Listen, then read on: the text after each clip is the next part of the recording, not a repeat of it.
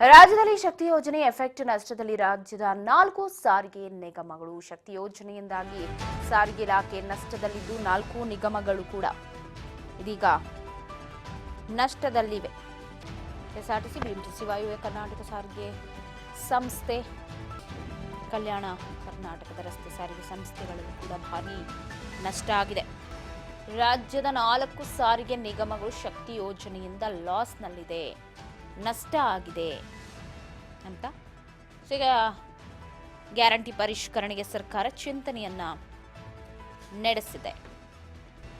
ಕರ್ನಾಟಕ 4 ನಿಗಮಗಳು KSRTC, BMTC, ವಾಯುವ್ಯ ಕರ್ನಾಟಕ ರಸ್ತೆ ಸಾರಿಗೆ ಸಂಸ್ಥೆ, ಕಲ್ಯಾಣ ಕರ್ನಾಟಕ ರಸ್ತೆ ಸಾರಿಗೆ ಸಂಸ್ಥೆ, ಈ ಸಂಸ್ಥೆಗಳಲ್ಲಿ ಭಾರಿ ನಷ್ಟ ಆಗಿರುವುದು. ಕೆಎಸ್ಆರ್ಟಿಸಿ 19ರಿಂದ 20ರಲ್ಲಿ 3,791 ಕೋಟಿ ವೆಚ್ಚ ಆಗಿದ್ರೆ 3,948 ಕೋಟಿ ನಷ್ಟ ಆಗಿದೆಯಂತೆ.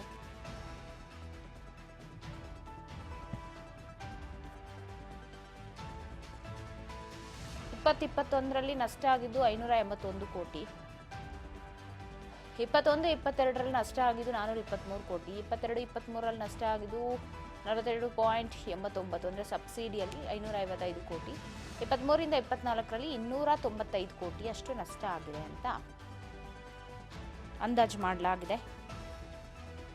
ಸಾರಿಗೆ ಇಲಾಖೆ ಸಿಎಂ ಡಿಸಿಎಂಗೆ ವರದಿಯನ್ನು ಸಲ್ಲಿಸಿದೆ.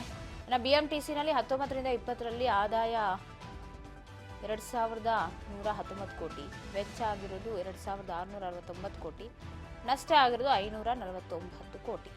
ಇನ್ನು 2021ರಲ್ಲಿ ನಷ್ಟ 164 ಕೋಟಿ, 21-22ರಲ್ಲಿ 178 ಕೋಟಿ ನಷ್ಟ ಆಗಿದೆ, 22-23ರಲ್ಲಿ 920 ಕೋಟಿ, 23-24ರಲ್ಲಿ 575 ಕೋಟಿಯಷ್ಟು ನಷ್ಟ ಆಗಿದೆ.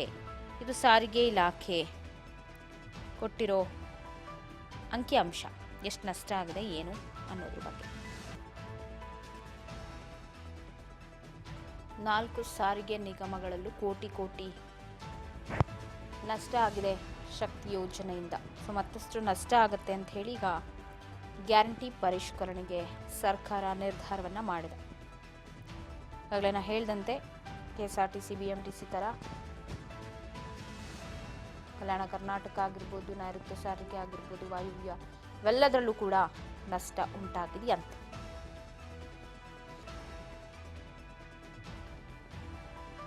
ಇನ್ನು ವಾಯುವ್ಯ ಕರ್ನಾಟಕದಲ್ಲೂ ಕೂಡ 19ರಿಂದ 20ರಲ್ಲಿ 186 ಕೋಟಿ ನಷ್ಟ ಆಗಿದೆ, 20ರಿಂದ 21ರಲ್ಲಿ 389 ಕೋಟಿ ನಷ್ಟ ಆಗಿದೆ, ಇನ್ನು 21-22ರಲ್ಲಿ 462 ಕೋಟಿ ನಷ್ಟ ಆಗಿದೆ ಅನ್ನೋ ಮಾಹಿತಿಯನ್ನ ಕೊಟ್ಟಿದೆ ಸಾರಿಗೆ ಇಲಾಖೆ.